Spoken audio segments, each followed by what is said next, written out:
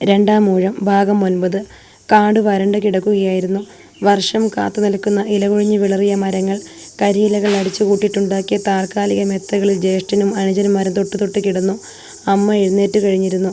വൃക്ഷച്ചുവട്ടിലെ വരണ്ട പുൽത്തട്ട് ശയ്യയാക്കി ഞാൻ ഉണർന്നു കിടക്കുകയാണെന്ന് കണ്ട് അമ്മ പറഞ്ഞു, വെള്ളമില്ലല്ലോ ഒരിടത്തും. ഞാൻ എഴുന്നേറ്റു. വരണ്ട ഇലകൾ ചവിട്ടി മെതിച്ചുകൊണ്ട് നടന്നു. ഒരിടത്തും വെള്ളമില്ല. സുരക്ഷിതമായ വനം എന്ന് വിദുരർ തീരുമാനിച്ചപ്പോൾ വെള്ളത്തിൻ്റെ കാര്യം ഓർത്തിരിക്കില്ല. മൂന്നാം യാമത്തിൽ ഞങ്ങളെ നോക്കി വന്ന തോണിയിൽ എല്ലാവർക്കും വേണ്ടത്ര ആയുധങ്ങളും ആഹാരവും കരുതി വച്ചിരുന്നു. ധർമ്മോപദേശങ്ങളുമായി മിക്കവാറും ഒരന്യനെപ്പോലെ കൊട്ടാരവളപ്പിൽ ചുറ്റിത്തിരിഞ്ഞ് വിദുരർ വിശദാംശങ്ങളിൽ കൂടി ശ്രദ്ധിച്ചിട്ടുണ്ട്. പക്ഷേ നീർച്ചാലുകളുള്ള മറ്റേതെങ്കിലും കാട് കണ്ടെത്തി താവളം മാറ്റേണ്ടി വരും. പുഴ കടന്നു കഴിഞ്ഞുള്ള യാത്രയും ദുർഘടമേറിയതായിരുന്നു. തളർന്നു കുഴഞ്ഞ അമ്മയെ കുറച്ചു കഴിഞ്ഞപ്പോൾ ഞാൻ കഴുത്തിലേറ്റി നടന്നു. നടക്കാൻ വയ്യെന്ന് പറഞ്ഞ് കുറേ ദൂരം കൂടി ചെന്നപ്പോൾ യുധിഷ്ഠിരൻ ഇരുന്നു. അവിടെ തന്നെ കിടന്നു കളയാമെന്ന് നിർദ്ദേശിച്ചത് സഹദേവനാണ്. ഒരു കാട്ടുമുയൽ പൊന്തക്കാട്ടിൽ നിന്ന് തെറിച്ചു ചാടി എൻ്റെ മുമ്പിലൂടെ ഓടിപ്പോയി. മൃഗങ്ങളുള്ള കാട്ടിൽ വെള്ളമില്ലാതിരിക്കില്ല. ഉണങ്ങിയ പുല്ലിൽ ചവിട്ടടികൾ പതിഞ്ഞത് കണ്ടു. ഒരിടത്ത് ഉണങ്ങാത്ത കുറുനരി കാഷ്ടം. ഞാൻ മണം പിടിച്ചു നോക്കി. കാട്ടാളന്മാർക്കും മൃഗങ്ങൾക്കും മാത്രമേ വെള്ളത്തിൻ്റെ ഗന്ധം പിടിച്ചെടുക്കാൻ കഴിയൂ. അപ്പോൾ അകലെയല്ലാതെ ഒരിടത്തു നിന്നും ജലപക്ഷികളുടെ ശബ്ദം കേട്ടു. വരണ്ട കാട്ടിലെ പ്രഭാതത്തിൽ കേൾക്കേണ്ട സംഗീതം അതുതന്നെ. ഞാൻ നടത്തത്തിന് വേഗം കൂട്ടി. ആമ്പലിലൂടെ ആകൃതിയിൽ തെളിനീര് നിറഞ്ഞു നിൽക്കുന്ന ചെറിയ ജലാശയം, ചുറ്റുമുള്ള വരൾച്ചയുടെ നടുവിൽ അഹങ്കരിച്ചു നിൽക്കുന്ന പച്ചപ്പിൻ്റെ പടർപ്പുകൾ. ഞാൻ ആദ്യം വെള്ളം കുടിച്ചു. പുകയുടെ ഗന്ധവും മണവും ശരീരത്തിലാകെ ഒട്ടിച്ചേർന്ന് നിൽപ്പുണ്ട്. തണുത്ത വെള്ളത്തിലിറങ്ങി. വിചാരിച്ചതിലേറെ ആഴമുണ്ടായിരുന്നു. കുറച്ചിടം നീന്തിയ ശേഷം കുളിച്ചു. കരയ്ക്ക് കയറി വസ്ത്രം പിഴിഞ്ഞെടുത്തപ്പോഴാണ് വെള്ളം കൊണ്ടുപോകേണ്ടത് എങ്ങനെയെന്ന് ആലോചിച്ചത്. ഉത്തരയത്തിൽ വെള്ളം കോരി നടന്നു നോക്കി. 10 അടി നടക്കുമ്പോഴത്തേക്കും ചോർന്നു പോവും. ഞാൻ വിഷണ്ണനായി നിൽക്കുമ്പോൾ ചെടിപ്പടർപ്പിൻ്റെ മറവിൽ നിന്ന് ഒരടക്കിപ്പിടിച്ച് ചിരി കേട്ടു. നോക്കുമ്പോൾ മാന്തോലുകൊണ്ട് അരമാത്രം മറച്ച ഒരു കാട്ടാള യുവതി ഈ പരിസരത്തിൽ നോക്കി നിൽക്കുകയായിരുന്നോ എന്ന് ഞാൻ സംശയിച്ചു. അടുത്തേക്ക് ഭയമില്ലാതെ വന്ന അവളെ ഞാൻ ക്രോധഭാവത്തിൽ നോക്കി. കൈത്തണ്ടിൽ പന്നിത്തേറ്റകൾ കടഞ്ഞ കടകങ്ങൾ, കഴുത്തിൽ പുലിനഖങ്ങൾ, അർദ്ധചതുരാകൃതിയിൽ വെട്ടിക്കോർത്ത ഒറ്റയിഴ മാല. അവൾ അടുത്ത് നിന്നപ്പോൾ എന്നോളം ഉയരമുണ്ടെന്ന് തോന്നി. കരിമരക്കാതലിൻ്റെ നിറം. നടക്കുമ്പോൾ കണങ്കാലിൽ എവിടെയോ നിന്ന് ചുള്ളിക്കമ്പുകൾ ഒടിയുന്ന പോലെ ശബ്ദം. അവൾ എൻ്റെ ചുറ്റും പ്രദക്ഷിണമായി നടന്നു. പുലിനഖമാല കിലുങ്ങി. കാമരൂപ വനങ്ങളിൽ നിന്ന് കൊമ്പനാനകളുടെ മതപിണ്ഡകങ്ങൾ പോലെ തെറിച്ചു നിൽക്കുന്ന മുലകൾ. നടക്കാൻ ആരംഭിച്ച എന്നോട് നിൽക്കാൻ കൈകാണിച്ച് അവൾ പൊന്തക്കാട്ടിൽ എവിടെയോ ഓടി മറഞ്ഞു. തിരിച്ചു വന്നത് വലിയ ഇലകളും കൊണ്ടായിരുന്നു. ഇലകൾ കാരമുള്ളുകൾ കൊണ്ട് കോർത്തുകൊണ്ട് അവൾ അരികെ നിന്നപ്പോൾ വാരി വലിച്ച് കെട്ടിയ മുടിയിൽ ഏതോ മൃഗക്കൊഴുപ്പിൻ്റെ സുഖമില്ലാത്ത ഗന്ധം. ഉത്തരയമ്മയുടെ ദേഹത്ത് നിന്ന് പറിച്ചെടുത്ത് അവൾ തുന്നിക്കുട്ടിയ ഇലകൾ അതിൽ പരത്തി വെച്ചു.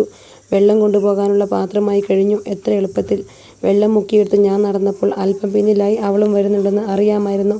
താവളത്തിനടുത്തെത്തിയപ്പോൾ ഞാൻ തിരിഞ്ഞു നോക്കി. അവളെ കാണുന്നില്ല. തളർന്നു കിടന്നവരെല്ലാം എഴുന്നേറ്റ് വെള്ളം കുടിച്ചു.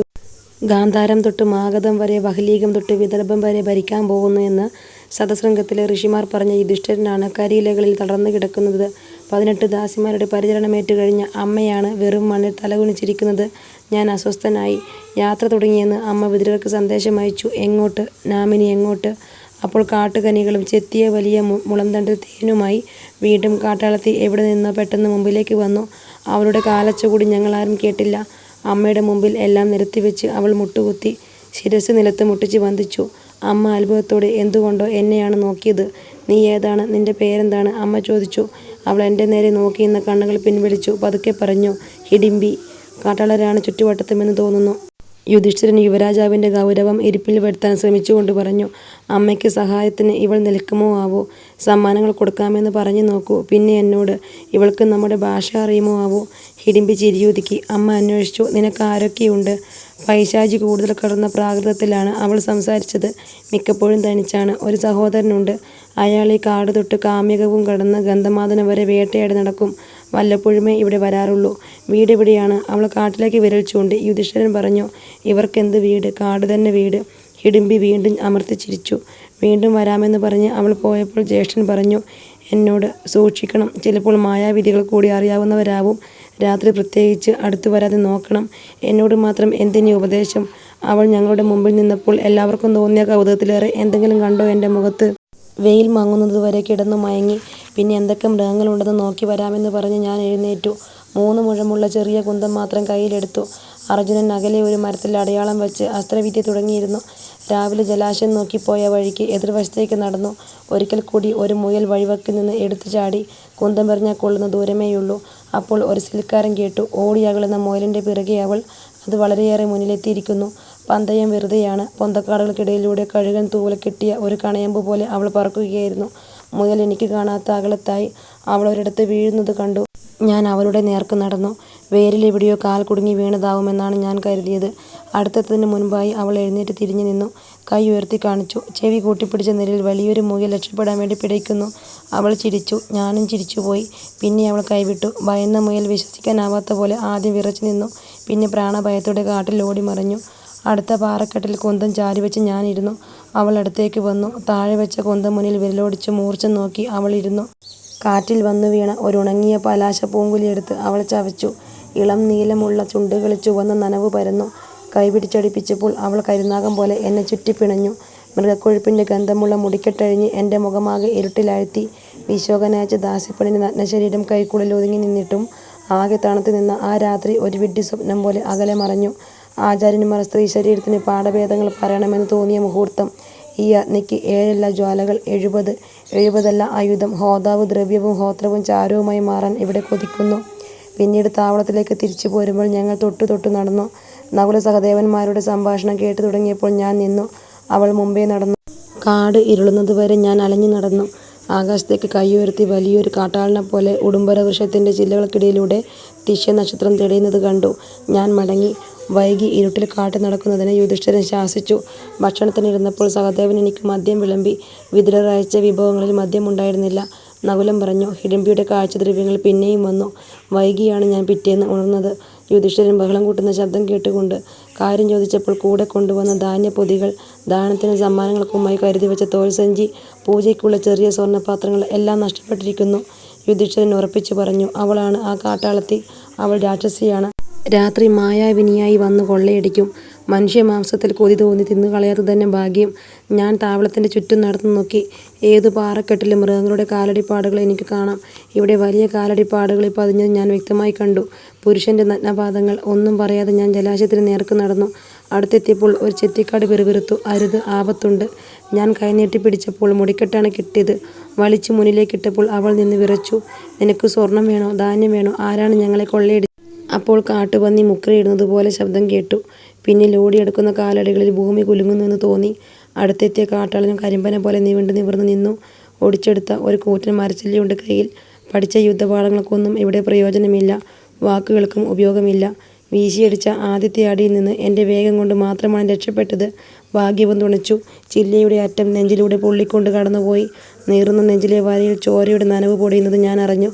ശക്തി കൊണ്ടല്ല, പദവേഗവും മേയുതുക്കവും കൊണ്ട് വേണം ഇവനെ നേരിടാൻ എന്ന് ഉറപ്പിച്ചു. ഒഴിഞ്ഞുമാറിയ രണ്ടാമത്തെ അടിയിൽ നിന്ന് നിലയുറപ്പിക്കാൻ അവനിടം കിട്ടും മുമ്പേ ഞാൻ ദേഹത്തിലേക്ക് എടുത്തു ചാടി. വാരിയെല്ലുകളിൽ ആഴത്തിൽ മുഷ്ടി ഇറങ്ങും വണ്ണം ആഞ്ഞടിച്ചു. മരച്ചില്ല കൊണ്ട് ഇനി കൈയകലം കിട്ടാതെ ഉപയോഗമില്ലെന്ന് കണ്ട് അവനും മുഷ്ടിയുദ്ധം തുടങ്ങി. അതാണ് എനിക്കും വേണ്ടത്. അവൻ എൻ്റെ മാറും വയറും നോക്കിയാണ് മുഷ്ടികൾ എറിയുന്നത്. കരവൃത്തത്തിനകത്തേക്ക് ചാടിക്കയറി ഞാൻ മൂക്കും ചുണ്ടും ലക്ഷ്യമാക്കി ഇടിച്ചു. ഒതുക്കിയ ഒരു നിലവിളി തൊണ്ടയിൽ കുടുങ്ങിയത് അവൻ ചോരയോടൊപ്പം തുപ്പി. അവൻ കരുത്തനാണ്. കാട്ടിൽ അവനെ നേരിടാൻ കഴിവുള്ളവർ കുറയും. പക്ഷേ ശുകാചാര്യം പഠിപ്പിച്ച മർമ്മസ്ഥാനങ്ങൾ കൂടി എനിക്കറിയാവുന്നതുകൊണ്ട് അടികൾ വാങ്ങുന്നതിനിടയ്ക്ക് കിട്ടുന്ന പഴുതുകൾ ഞാൻ ശാസ്ത്രപ്രകാരം തന്നെ ഉപയോഗിച്ചു. അടുത്തത് ഹസ്തജീവൻ്റെ മധ്യത്തിൽ, പിന്നൊന്ന് വാരണത്തിൻ്റെ തുടക്കത്തിൽ, മൂന്നാമത്തേത് ആലംബൂഷത്തിൽ. ശരീരശക്തിയിൽ അവനേക്കാൾ ഒട്ടും കുറവില്ല എനിക്കെന്ന് ബോധ്യം വന്ന യുദ്ധം. മല്ലയുദ്ധമുറിയിൽ അവനെന്നെ വരിഞ്ഞപ്പോൾ കണ്ടത്തിൻ്റെ സുഷുമ്നാബന്ധത്തിൽ ഞാനൊന്നടിച്ചു. അപ്പോൾ കൊടുങ്കാറ്റിലെന്ന പോലെ കരിമ്പന വിറച്ചു. അവൻ സാവധാനത്തിൽ നിലത്ത് കൊടുങ്കൈ കുത്തി വീണു. വേണമെങ്കിൽ എനിക്കിവിടെ നിർത്താം. പക്ഷേ മൃഗത്തിനെ വിട്ടയക്കാം. എതിരാളിയായ മനുഷ്യന് രണ്ടാമതൊരു സന്ദർഭം കൊടുത്തുകൂടാ. പിന്നിലേക്ക് ചാടി വീണ് ഞാൻ വീണ്ടും കഴുത്തിലിടിച്ച് അവനെ നിലം പതിപ്പിച്ചു. അപ്പോൾ അർജുനൻ്റെ ശബ്ദം ഞാൻ കേട്ടു. മാറിക്കോളൂ, ഒരമ്പുകൊണ്ട് ഞാൻ അവസാനിപ്പിക്കാം. അവസാനത്തെ ശക്തി കൂടി സംഭരിച്ച് എഴുന്നേൽക്കുന്നതിനിടയ്ക്ക് അവൻ എന്നെ കക്ഷത്തിലൂടെ അമർത്തിപ്പിടിക്കാൻ ഒരു ശ്രമം നടത്തി. ഉതറിമാറിയ ഞാൻ അരക്കെട്ടിൽ 2 കാൽമുട്ടും ഊന്നി ഒരു കൈ കൊണ്ട് ചുമലിൽ അമർത്തി. മുടി പിടിച്ച് മറിച്ചപ്പോൾ കശേരുക്കളുടേത് വ്യക്തമായി ഞാൻ കേട്ടു. ഒരു താന്നിക്കുരി ഞെരിയുന്നത് പോലെ പുളഞ്ഞ ശരീരം പെട്ടെന്ന് നിശ്ചലമായി. ഞാൻ പതുക്കെ എഴുന്നേറ്റ് നിന്നു. ഭീമസേനൻ്റെ ആദ്യത്തെ വധം. ഞാനാണ് ഭീമസേനൻ, മഹാബലനായ വായുപുത്രൻ. കാടുമുഴുക്കെ കേൾക്കത്തക്ക വിധം എനിക്കലറണമെന്ന് തോന്നി. പകച്ചു നിൽക്കുന്ന ഹിഡിംബിയെ നോക്കി ഞാൻ പതുക്കെ, എവിടെ, ഇനി ആരെങ്കിലും ഉണ്ടെങ്കിൽ വരട്ടെ. ഭീമസേനൊരുക്കം. ഞാൻ നോക്കി നിൽക്കെ അവൾ മുഖം പൊത്തിക്കൊണ്ട് തേങ്ങി. ആരാണിത്? തേങ്ങലിനിടയ്ക്ക് അവൾ പറഞ്ഞു, എൻ്റെ സഹോദരൻ. തിരിച്ചു നടക്കുമ്പോൾ അർജുനൻ പറഞ്ഞു, ഒരമ്പയക്കാൻ ഒരു പഴുതും കണ്ടില്ല. ചുണ്ടുകളിൽ പറ്റിയ ചോരയുടെ ഉപ്പരസം വായിൽ കടന്നു. ഞാൻ പറഞ്ഞു, അവൻ അതിശക്തനായിരുന്നു. ആര് ആരെ ആദ്യം വീഴ്ത്തുന്നു എന്നതായിരുന്നു കാര്യം. വധത്തിൻ്റെ ന്യായവും അന്യായവും ക്ഷത്രിയർ അന്വേഷിക്കേണ്ടതില്ല. യുദ്ധത്തിൽ കൊല്ലുന്നത് ധർമ്മം, മരിച്ചാലും പുണ്യം. ആദ്യത്തെ കൊലയുടെ ചോരപ്പാടുകൾ കഴുകി തനിയെ നിന്നപ്പോൾ ജേതാവിൻ്റെ അഹങ്കാരമായിരുന്നില്ല മനസ്സിൽ. വ്യക്തമല്ലാത്ത ഒരസ്വസ്ഥത അത്തിക്കായ്ക്കകത്തെ മഷിക പോലെ മനസ്സിൽ ഇഴഞ്ഞു നടന്നു. ഒറ്റയ്ക്ക് വീണ്ടും നടന്നപ്പോൾ തലേന്ന് മുയൽപ്പന്തയം കഴിഞ്ഞിരുന്ന പാറക്കെട്ടിന് സമീപമെത്തി. പിന്നിൽ ഉയർന്നു നിൽക്കുന്ന ശൃംഗത്തിൻ്റെ നടുവിലെ വിടർപ്പിൽ നിന്നു കാട്ടാടുകൾ കുളമ്പടിച്ച് ഓടിമറഞ്ഞു. ഞാൻ തനിച്ചിരുന്നു. ഉച്ചത്തണലുകൾ മരങ്ങൾക്ക് ചുറ്റുമായി ഒതുങ്ങിക്കൂടി. അപ്പോഴും ഞാൻ വെറുതെയിരുന്നു. അവൾ പിന്നീട് വന്നു. മുഖത്ത് കണ്ണീർപ്പാടുകളില്ല, കുറ്റപ്പെടുത്തുന്ന പരിഭവമില്ല. അടുത്തിരുന്ന് വാൾവര പോലെ മാറലുകൾക്ക് വിലങ്ങനെ പതിഞ്ഞു കിടക്കുന്ന മുറിപ്പാടിന് മീതെ പതുക്കെ തടവി. പിന്നെ എൻ്റെ ദേഹത്തോട് കണങ്കാൽ മുട്ടിച്ചിരുന്നു.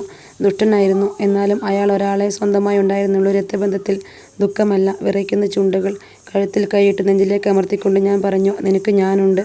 അവളുടെ വിരലുകൾ ചോര കക്കിയ പാടുകളിൽ തൂവൽ തുമ്പുകളേക്കാൾ മൃദുലമായി സഞ്ചരിച്ചു. യുദ്ധവും മരണവും ഞങ്ങൾ പിന്നെ മറന്നു. താവളത്തിൽ സന്ധ്യയ്ക്ക് തിരിച്ചെത്തിയപ്പോൾ അവളെ മുമ്പിൽ നടത്തി.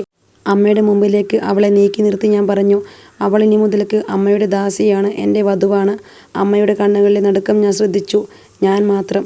നമസ്കരിച്ച ഹിഡിംബിയുടെ ശിരസിൽ കൈവച്ച് അമ്മ പറഞ്ഞു, നിനക്ക് മംഗളം. പിന്നെ ഞാൻ അവളോട് കൽപ്പിച്ചു, എൻ്റെ ജ്യേഷ്ഠൻ യുധിഷ്ഠിര യുവരാജാവ്, നമസ്കരിക്കൂ. അനുഗ്രഹിച്ച് ധൃതിയിൽ മാറിയെന്ന് ജ്യേഷ്ഠൻ പറഞ്ഞു. ആചാരപ്രകാരം സമ്മാനം തരാൻ ഒന്നുമില്ലല്ലോ എൻ്റെ കയ്യിൽ. കാലക്കേട്. ഒന്നും വേണ്ട, അവൾ മൃദുവായി മന്ദഹസിച്ചു പറഞ്ഞു. എന്നും അവിടുത്തെ ദയവുണ്ടായാൽ മതി. അനുജന്മാരെയും പരിചയപ്പെടുത്തിയ ശേഷം സ്ത്രീകൾ സംസാരിച്ച് അടുത്തരട്ടെ എന്ന് കരുതി ഞാൻ കാട്ടിലേക്ക് നടന്നു. കൂടെ വന്ന സഹദേവൻ എന്നെ അഭിനന്ദിച്ചു. ജ്യേഷ്ഠനും പിന്നാലെ വരുന്നുണ്ടായിരുന്നു. എന്നെ മറ്റുള്ളവർ കേൾക്കാതിരിക്കാൻ മാറ്റി നിർത്തി യുധിഷ്ഠിരൻ പതുക്കെ പറഞ്ഞു, മായാവിദ്യകൾ അറിയാവുന്നവരാവും. രാത്രി രമിക്കാൻ ഒരുമിടരുത്. ഞങ്ങളുടെ കൂടെ തന്നെ നീ ഉണ്ടാവണം. മായാവികളായ രാക്ഷസന്മാരെപ്പറ്റി ധാരാളം കഥകൾ കേട്ടിട്ടുണ്ട് ബാല്യത്തിൽ. മാനായി രൂപം മാറി വന്ന് രാക്ഷസൻ സീതയെ ആകർഷിച്ചതും രാവണൻ എന്ന രാക്ഷസ രാജാവ് സന്യാസിയായി വന്ന് കട്ടുകൊണ്ടുപോയതും ദാസിമാർ പറയുന്ന കഥകളിൽ കേട്ടിട്ടുണ്ട്. ഞാൻ കൊന്ന കാട്ടാളൻ മായാവിയായിരുന്നുവെങ്കിൽ ഈ ദിവസത്തിൻ്റെ അവസാനം ഇങ്ങനെയാവില്ല. പക്ഷേ ഞാൻ ഉപദേശം ഗൗരവത്തിൽ തന്നെ കേട്ട് തലകുനിച്ചു. 3 ദിവസത്തെ ദുഃഖാചരണം കഴിഞ്ഞപ്പോൾ ഹിഡിംബിയിൽ വന്ന മാറ്റം ഞാൻ ശ്രദ്ധിച്ചു.